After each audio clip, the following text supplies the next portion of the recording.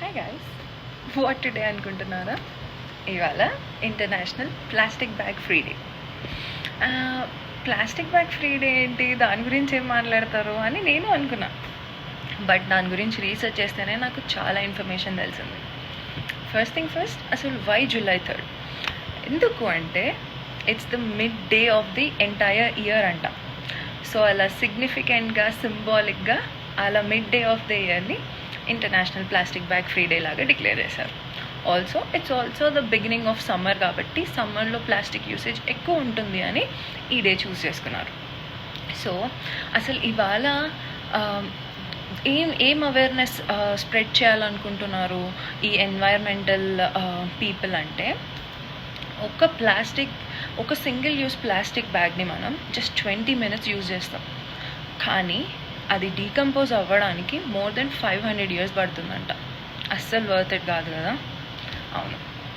On top of that, మన ఓషన్స్లో plastic wastage ఎంత పెరిగిపోతుంది అంటే జస్ట్ బై 2050 ఓషన్లో ఉన్న ఫిష్ వెయిట్ కంటే కూడా ప్లాస్టిక్ వెయిట్ అనేది ఎక్కువ అవుతుందంట.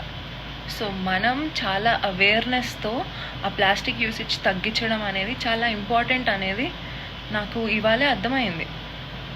అండ్ నెక్స్ట్ థింగ్ ఏంటి అంటే, బర్డ్స్ అది ఫుడ్ అనుకొని తినేసి చోక్ అయి చచ్చిపోతున్నాయంట. ఇంకా ఫిషెస్ ఏమో ప్లాస్టిక్ని జెల్లీ ఫిష్ అనుకొని తింటున్నాయంట.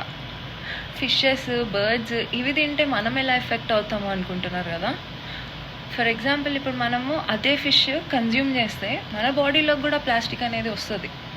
అంతెందుకు, ఈవెన్ ఇప్పటికి కూడా ఒక సర్వేలో తేలింది ఏంటి అంటే, మన బ్లడ్లో మైక్రోప్లాస్టిక్ అనేది ఆల్రెడీ ఉందంట. బట్ ఇది ఇలానే కంటిన్యూ అయితే 2050 కల్లా each and every part in human బాడీలో మైక్రోప్లాస్టిక్స్ ఉండే ఛాన్సెస్ ఉన్నాయంట. అండ్ అంతేకాదు, ఒక ఇయర్లో మనం more than 1 trillion single use plastic bags use చేస్తామంట. అండ్ మీకు తెలుసా, less than 1% of those plastic bags are getting recycled.